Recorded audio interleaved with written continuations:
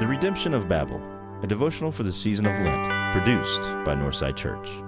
Friday, March 31st. Our scripture passages today come from Jeremiah chapter 29, verses 5 and 11, and 1 Peter chapter 2, verses 11 through 12. Build houses and settle down. Plant gardens and eat what they produce. For I know the plans I have for you, declares the Lord, plans to prosper you and not to harm you, plans to give you hope and a future. Dear friends, I urge you as foreigners and exiles to abstain from sinful desires, which wage war against your soul. Live such good lives among the pagans that, though they accuse you of doing wrong, they may see your good deeds and glorify God on the day He visits us. Peter understood that the early church was living as captives and exiles in Rome, just as his ancestors had in Babylon. The Israelites had no choice, having been forced to leave the promised land through Babylonian violence and coercion. But the situation wasn't much different for the first Christians either. After all, where could you go to escape the cultural influence of Rome? Escape, however, was not God's plan for either group, whether their captor was Babylon or Rome. The prophet Jeremiah wrote to the exiled captives in Babylon, "Build houses and settle down, plant gardens and eat what they produce, for this was part of the plans that God had for them." Plans to prosper you and not to harm you, plans to give you hope and a future.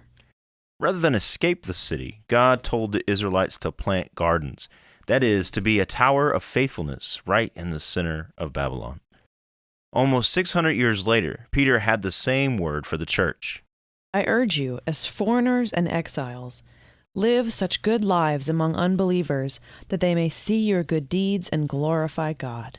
And now, 2,000 years after that, Peter's words resonate as loud and true as ever.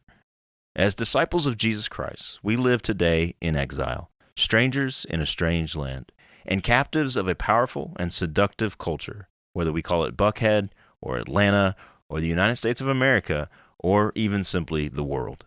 As such, we are immigrants and foreigners in the city of chaos and control.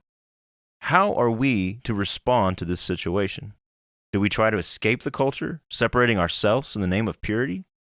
Or do we dive deeper in, assimilating with the culture in the hope that we can introduce some level of peace and order? Jeremiah and Peter would not be happy with either option, neither being faithful to the call we've been given as the people of God. Rather, as Jeremiah wrote, we should settle down and plant gardens. But, as Peter urged, these should be gardens of faith and faithfulness.